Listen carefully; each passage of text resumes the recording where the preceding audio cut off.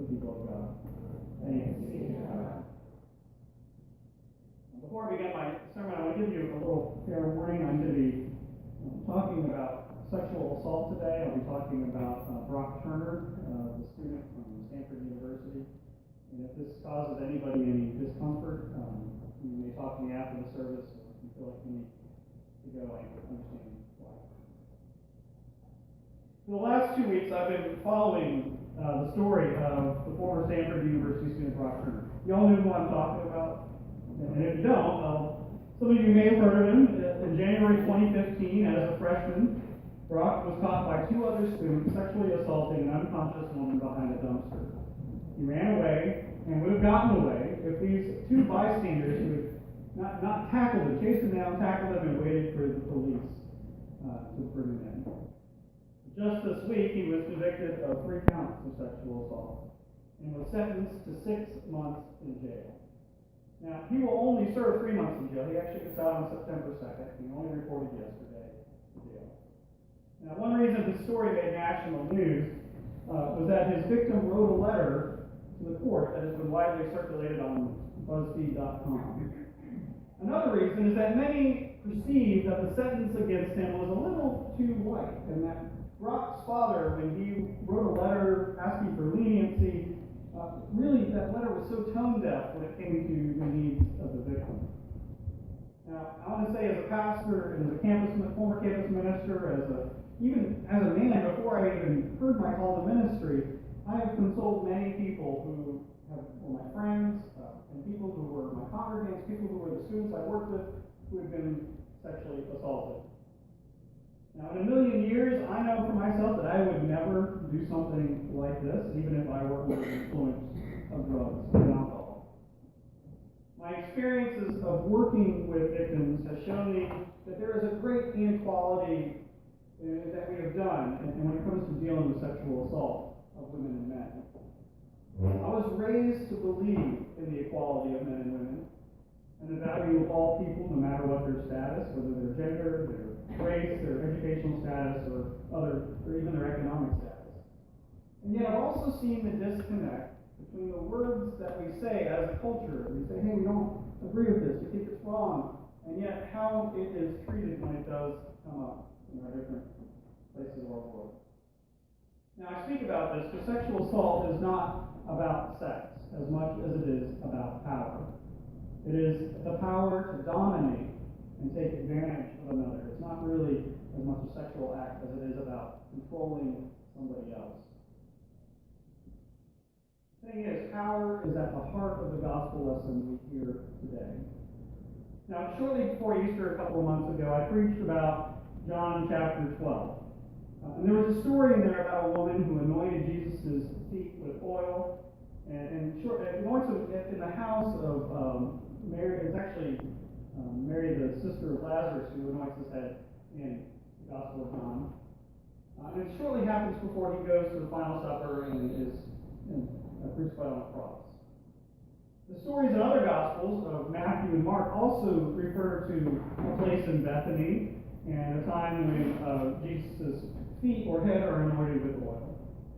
Now, what we hear from all the Gospels is all 4 Gospels tell the same story in slightly different ways.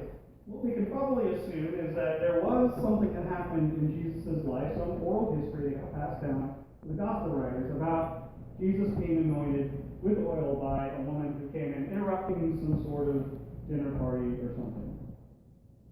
Well, the way that John, Matthew, and Mark chose to use the story was as a way of preparing Jesus for his crucifixion.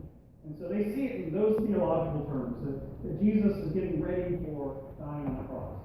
But the story in the Gospel of Luke is different.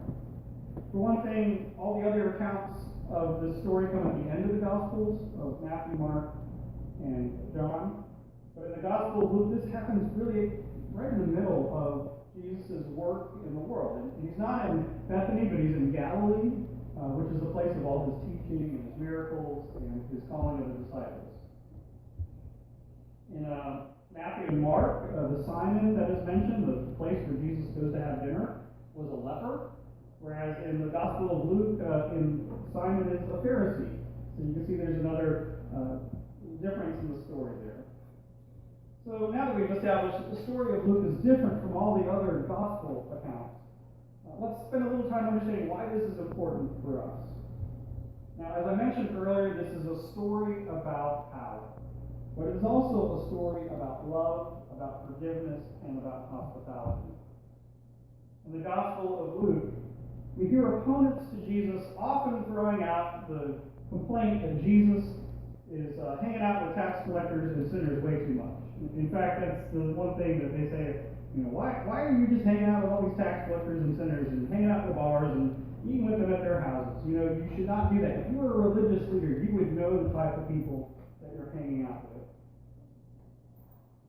But Jesus, in Luke, is always breaking the boundaries on what is good and what the social order should be. It's always violating the religious laws of purity.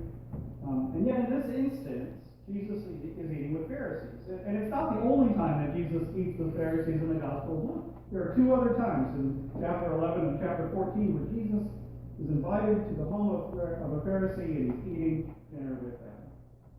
The Pharisees see Jesus as an equal.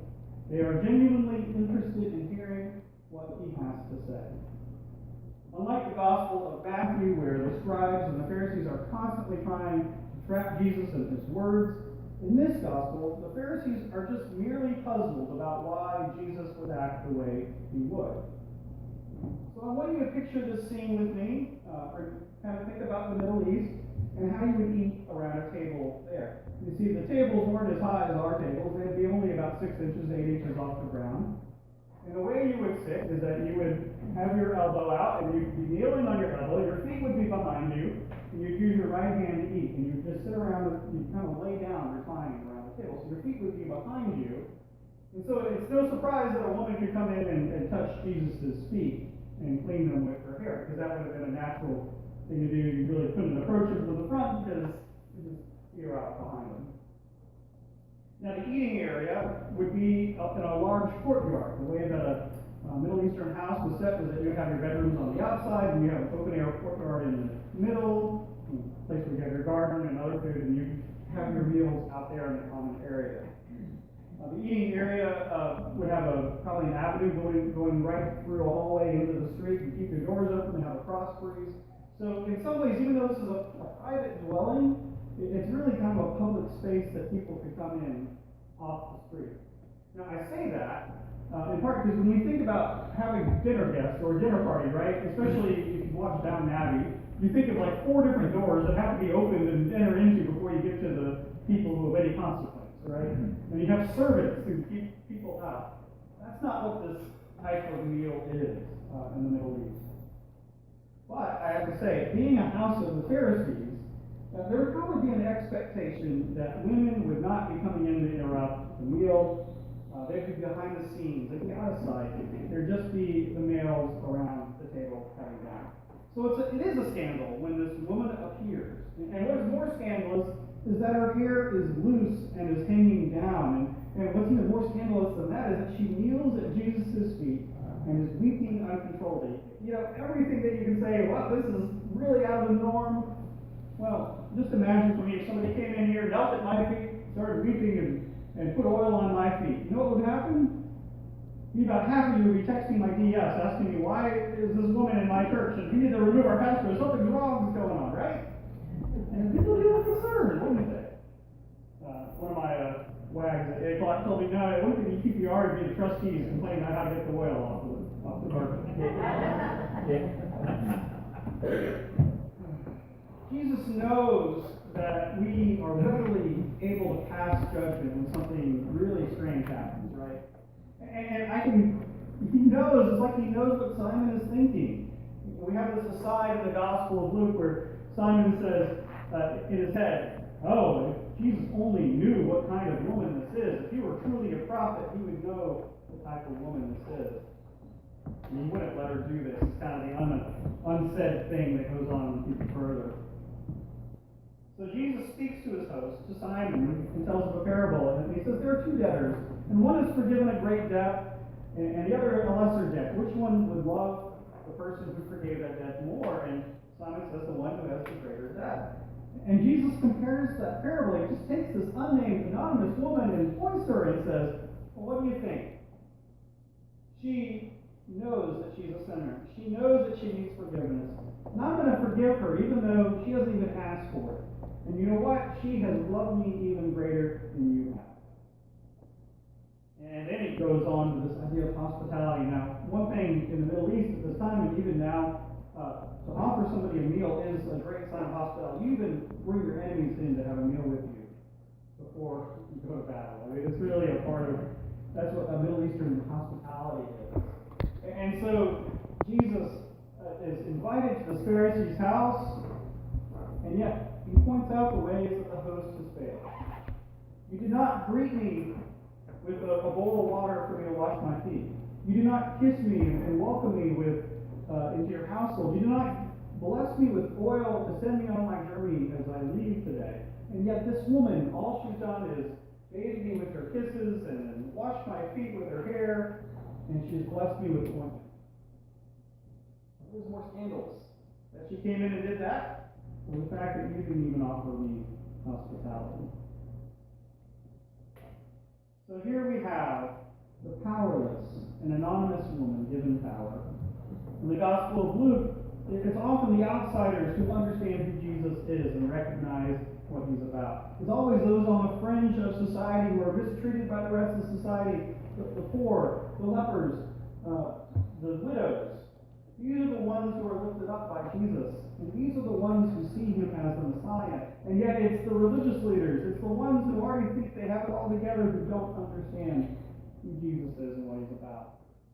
The ones who are already powerful, already wealthy in both material goods and religious understanding, these are the ones who struggle with Jesus. Now, it could be laziness, but I don't think it is. I think often it's because those who have much just tend not to think about it. It's a superiority that doesn't come across as superiority, it's just the way it is. And I wonder if Simon did not treat Jesus as an honored guest because he saw Jesus as an equal, or maybe even as a lesser person. You hear that judgment when Simon says, well, if he's a prophet, he would know better. And as Jesus tells him this parable of the two debtors, I don't think Simon even realizes that maybe he's the one with the lesser debt in the story, right? Maybe he just sees it as a story of Jesus is sharing. He doesn't even see his need to be forgiven.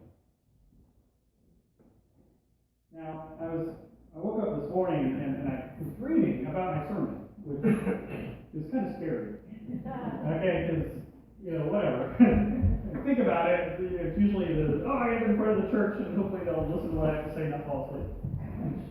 Look at my son, and sometimes I wonder if he listens to this.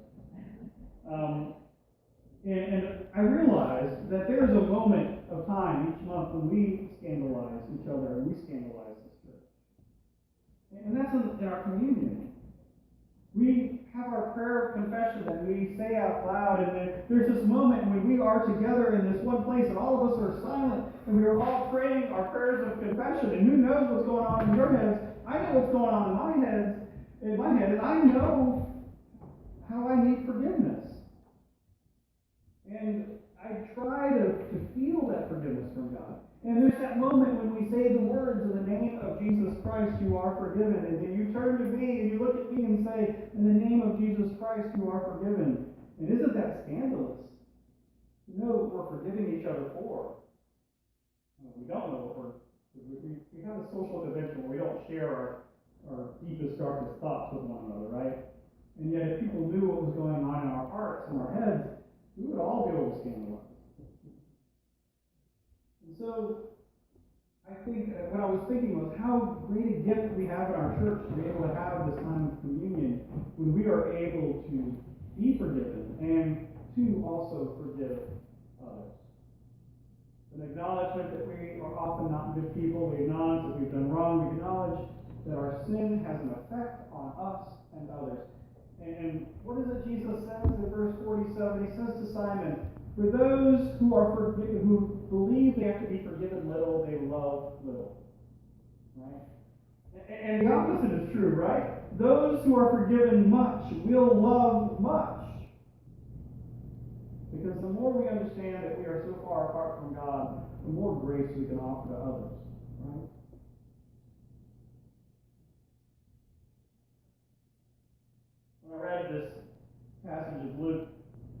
something that strikes me, and that is that Jesus, Simon, and this woman are not alone. We tend to forget that he's in the middle of a dinner party with a bunch of other Pharisees. And yet we're brought back into that when Jesus talks about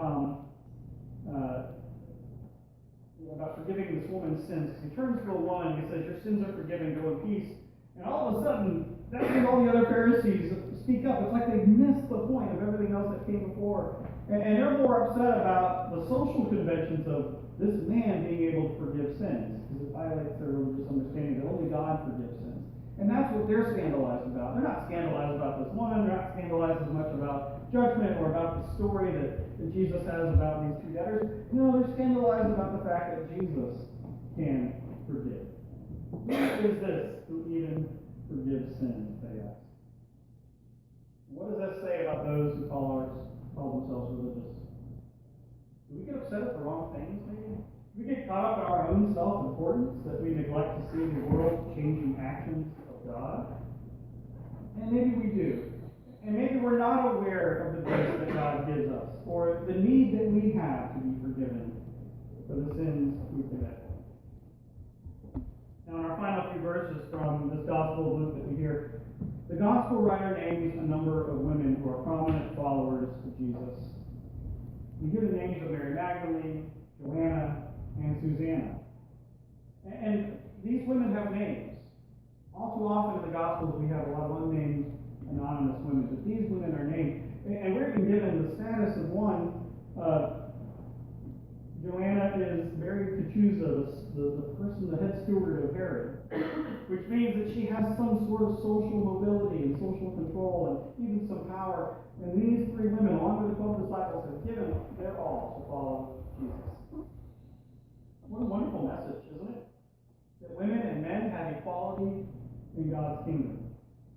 Especially when it comes to understanding and sharing the message of Jesus. And I think Luke puts these names of the women in there to say, well, remember those Pharisees we just talked about? They're all prominent people, and yet they didn't understand. And yet these women are also prominent, and they understood what Jesus is about.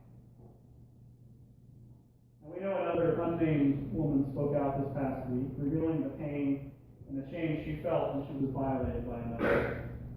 And her victim statement has been shared throughout the world, and some of you may have read it or heard it on TV. But what I want to say is that what is rare is that the one who, with a perceived power and a prestige, this young man who grew up in a boys will be boys culture, is the one who will be punished. And the fact that Brock Turner will be punished for his actions is a very rare thing when it comes to sexual assault. I have been doing a lot of work over that in the last 10, 15 years, especially since my time in college. I know that 97% of sexual assault cases do not even make it to trial. I know that 1 in 5 women and 1 in 13 men are the victims of sexual assault. Now, alcohol plays a factor in almost all of those cases, but not all of them. I do know that we pass judgment on both the victims and on assailants. Do not pass judgment on the culture that promotes sexual violence.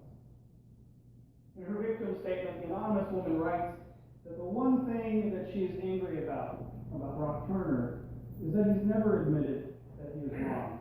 And as the press was out yesterday and the day before, he continues to deny that he's at fault. That he blamed it on the alcohol. He says, she writes, what has he done to demonstrate that he deserves a break? He has only apologized for drinking and has yet to define what he did to me as sexual assault. He has re-victimized me continually, relentlessly. He has been found guilty of 3 serious felonies, and it is time for him to accept the consequences of his actions. He will not be quietly excused. He is a lifetime sex registrant. That doesn't expire, just like what he did to me doesn't expire. Doesn't just go away after a set number of years. It stays with me. It's part of my identity. It has forever changed the way I carry myself, the way I live the rest of my life. In my lifetime, we have been wrestling with this idea of culpability and responsibility that people have to respect each other's boundaries. Now, it struck me when I was working on the college level that I was dealing with victims of sexual assault, and they were still trying to put policies in place on how to deal with it at a college level. These were the things I was working with in 1997 and 1998 when I graduated college.